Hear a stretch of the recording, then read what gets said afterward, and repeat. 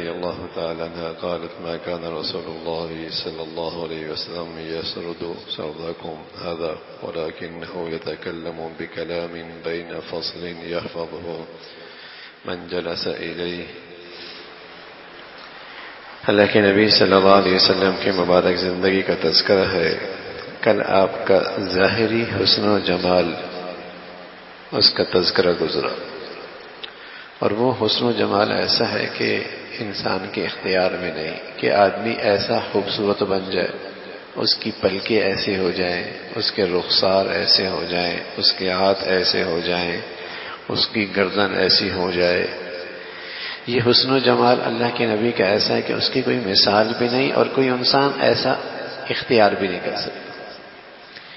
لیکن اللہ کے نبی صلی اللہ علیہ وسلم کا ایک اور حسن ہے جو باطنی حسن ہے، جو آپ کے اخلاق ہیں، آپ کے اطوار ہیں، آپ کی عادات ہیں. تو اللہ کے نبی کی پسند کیا ہے کہ میرا امتی ان عادات کو، اخلاق کو اپنا لے. وہ بھی بڑے خوبصورت.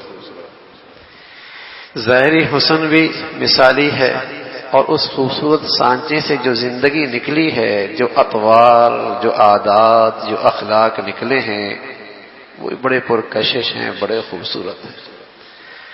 تو وہ اللہ کے نبی کی طرف سے پیغام ہے کہ میری امت بھی اپنے اندر یہ چیزیں پیدا کر لے. حضرت عائشہ فرماتی ہیں رضی اللہ تعالی عنہا، آپ علیہ الصلوۃ والسلام کی گفتگو تم لوگوں کی طرح لگاتار جلدی جلدی نہیں ہوتی تھی، بلکہ صاف، ہر مضمون دوسرے سے بالکل ممتاز ہوتا تھا. پاس بیٹھنے والے اچھی طرح ذہن نشین کر لیتے آپ کی انداز گفتگو.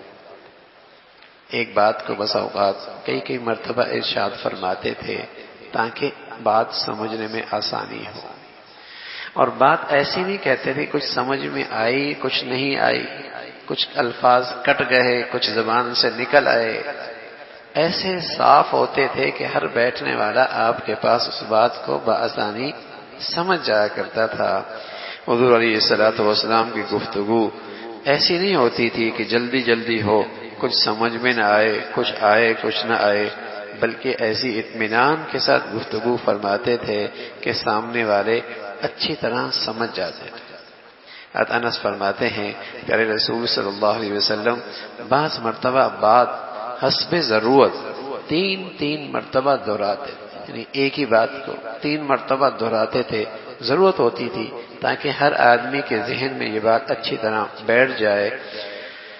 بس اوقات مضمون ایسا ہوتا تھا. حضرت امام حسن رضی اللہ تعالیٰ فرماتے ہیں میں نے اپنے ماموں ہند بن ابی حالہ سے، جو حضور علیہ الصلوۃ والسلام کے اوصاف اکثر بیان فرماتے تھے، عرض کیا کہ پیارے رسول صلی اللہ علیہ وسلم کی گفتگو کی کیفیت مجھ سے بیان فرمائی. آپ کیسی بات کرتے تھے؟ آپ نے فرمایا حضور علیہ الصلوۃ والسلام آخرت کے متواتر غموم میں مشغول رہتے تھے، ذات و صفات باری تعالی یا امت کی بہبود کے متعلق ہر وقت سوچتے رہتے. سبحان اللہ. آخرت کی فکر، اپنی امت کی فلاح بہبود کی فکر، یہ چیز آپ کی فکر میں ہر وقت رہتی تھی اور آپ کے چہرے پر، آپ کی زندگی میں یہ نظر آتی تھی. ان امور کی وجہ سے کسی وقت بھی آپ کو بے فکری نہیں ہوتی تھی.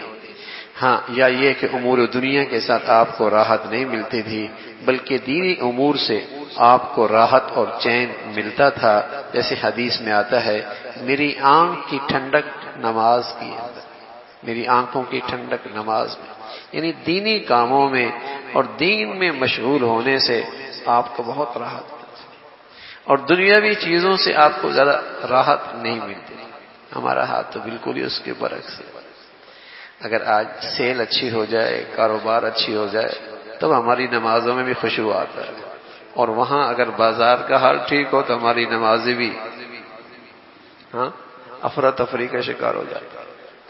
تو وہاں مزاج ایسا تھا کہ دین کی چیزوں سے راحت ملتی تھی اور دین کی چیزوں سے سکون ملتا تھا. جیسے حضور علیہ الصلوۃ والسلام نے فرمایا کہ میری آنکھوں کی ٹھنڈک نماز ہے. اکثر اوقات خاموش رہتے تھے، بلا ضرورت گفتگو نہ فرماتے تھے. آپ کی تمام گفتگو ابتدا سے انتہا تک منہ بھر کے ہوتی تھی. یہ نہیں کہ نوک زبان سے کٹے ہوئے حروف کے ساتھ آدھی بات زبان سے کہی اور آدھی متکلم کے ذہن میں رہی، جیسا کہ موجودہ زمانے کے متکبرین کا دستور ہے. آپ علیہ الصلوۃ والسلام کی شان یہ تھی کہ آپ چھوٹا کلام کرتے لیکن بڑا جامع، اس کے اندر مفہوم، مضمون، معنی کا ایک سمندر ہوتا تھا.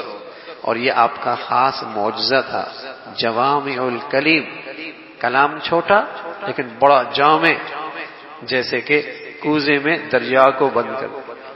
یہ آپ کا خاص وصف تھا، آپ کا خاص معجزہ تھا. تھوڑی بات اور بڑا مضمون، تھوڑی بات وسیع مفہوم، تھوڑی بات بڑے معنی. یہ آپ علیہ الصلوۃ والسلام کو اللہ نے ایک خاص معجزہ عطا فرمایا تھا. آپ کا کلام ایک دوسرے سے ممتاز ہوتا تھا، نہ اس میں فضولیات ہوتی تھی، نہ کوتاہیاں کہ مطلب پوری طرح واضح نہ ہو. آپ سخت مزاج نہ تھے، نہ کسی کی تذلیل فرماتے تھے. اللہ کی نعمت خواہ کتنی تھوڑی ہو اس کو بڑا سمجھتے تھے اور اس کی مذمت نہ فرماتے تھے. البتہ کھانے کی اشیاء کی نہ مذمت فرماتے نہ زیادہ تعریف. مذمت نہ فرمانا تو ظاہر حق تعالی جشانوں کی نعمت ہے. زیادہ تعریف نہ فرمانا اس لیے تھا کہ اس سے حرص کا شبہ ہوتا ہے. البتہ اظہار رغبت یا کسی کی دلداری کی وجہ سے کبھی کبھی خاص چیزوں کی تعریف بھی فرمائی. کہ مہمان بنے، سامنا میزبان ہے اور اس نے آپ کا اکرام فرمایا تو آپ نے اس کی دلداری کے لیے تعریف فرمائی. یہ چیز اچھی ہے، یہ چیز اچھی بنی ہوئی ہے، بڑا اچھا کھانا ہے. اس کی دلداری کے لیے آپ تعریف فرماتے تھے. دنیا اور دنیا کی امور کی وجہ سے آپ کو کبھی غصہ نہیں آتا تھا. دنیا اور دنیا کے امور کی وجہ سے کبھی آپ کو غصہ نہیں آتا تھا، چونکہ آپ کو ان کی پرواہ بھی نہ ہوتی تھی. اس لیے کبھی دنیاوی نقصان پر آپ کو غصہ نہ آتا تھا. البتہ اگر کسی دینی معاملے میں اور حق بات سے کوئی شخص تجاوز کرتا، اس وقت آپ کے غصے کو کوئی تاب نہیں لا سکتا. کوئی حرام کام کرتا، کوئی اللہ کی نافرمانی کرتا، ہاں کوئی خیانت کرتا، کوئی اسراف کرتا، ایسی بات جس میں اللہ کا حکم ٹوٹ رہا ہوتے تھے، اس میں آپ ناراض ہوتے تھے اور کوئی اس کو روک بھی نہیں سکتا تھا. یہاں تک کہ آپ کا انتقام نہ لے لے، آپ اپنی ذات کے لیے کسی پہ ناراض نہیں ہوتے تھے، نہ اس کا انتقام لیتے تھے. جب کسی وجہ سے کسی جانب سے اشارہ فرماتے تو پورے ہاتھ سے اشارہ فرماتے تھے اور انگلی کے اشارے سے عام طور پہ توحید کا اشارہ فرمایا کرتے تھے. اور آپ علیہ الصلوۃ والسلام کا انداز یہی ہوا کرتا تھا. اور پھر آپ جب بھی مسکراتے اکثر آپ ہنسی تبسم فرمایا کرتے. آپ کے چہرے پہ مسکراہٹ، تبسم ہوا کرتی تھی. اس وقت آپ کے دندان مبارک اولے کی طرح چمکدار اور سفید ظاہر ہوتے تھے.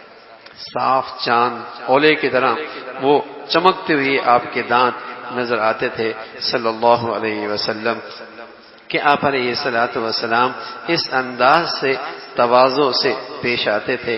تو یہ حضور علیہ الصلوۃ والسلام کا انداز گفتگو تھا اور بات کرنے کا یہ تو اختیار ہے کہ آپ کے امتی بھی اسی انداز سے نرم طبیعت والے ہوں اور اللہ کے دین کے معاملے میں بڑے غیرت مند ہوں اور اپنے معاملے میں معاف کرنے والے، درگزر کرنے والے اور جسے کہیں کہ اسے نظر انداز کرنے والے اور دین کے معاملے میں بڑے جسے کہیں کہ غیرت کھانے والے اور غیرت دکھانے والے. یہ اللہ کے نبی صلی اللہ علیہ وسلم کی خوبی ہے. اور ہمیشہ بات کا انداز یہ ہوا کرتا تھا اور آپ کو غم ہوا کرتا تھا. آخرت کی فکر ہوا کرتی تھی اور امت کی فکر ہوا کرتی تھی. اور وہ مسلمان جو واقعی اپنے نبی سے سچی نسبت رکھتے ہیں انہیں بھی آخرت کی فکر ہو اور انہیں بھی امت مسلمہ کی فکر ہو. حضور علیہ الصلوۃ والسلام تو فرمایا کرتے تھے میری امت ایک جسم کی مانند ہے. اگر دنیا میں کہیں مسلمانوں کو تکلیف ہو تو اس دوسرے حصے کے مسلمان کو بھی اس کا درد اور اس کی فکر ہونی چاہیے. ایسا نہیں کہ بے پرواہ ہے مجھے کیا فکر پڑی. وہ تو فلاں زبان کا ہے، اور وہ تو فلاں ملک کا ہے، اور وہ تو فلاں علاقے کا ہے۔ اس کا مطلب یہ ہے کہ جیسے جسم کے حصے کے اندر جان ختم ہو جاتی ہے اور اس پہ فالج گر جاتا ہے، اور وہ دوسرے جسم کے حصے کا درد محسوس نہیں کرتا کیونکہ وہ فالج زدہ ہے، اس لیے وہ دوسرے جسم کے حصے کا درد محسوس نہیں کرتا۔ ایسی جب آدمی کی ایمان پر گناہوں کا فالج گر جائے اور نفس پرستی اور دنیا پرستی کا فالج گر جائے تو پھر وہ اپنی امت کے افراد کا اور مسلمانوں کا درد اور فکر محسوس نہیں کرتا، فالج زدہ، یہ فالج زدہ ہے۔ تو حضور علیہ الصلوۃ والسلام کی میراث ہے اور حضور علیہ الصلوۃ والسلام کا پیغام ہے کہ میری امت بھی آخرت کی فکر رکھے اور مسلمانوں کی فکر اسی بھی رہے۔ اللہ رب العزت ہمیں اپنے نبی کے طور طریقے اپنانے کی اور وہ سوچ اور فکر نصیب فرمائے۔ اللہم لک الحمد کلو ولک الشکر کلو، اللہم لک الحمد کلو ولک الشکر کلو۔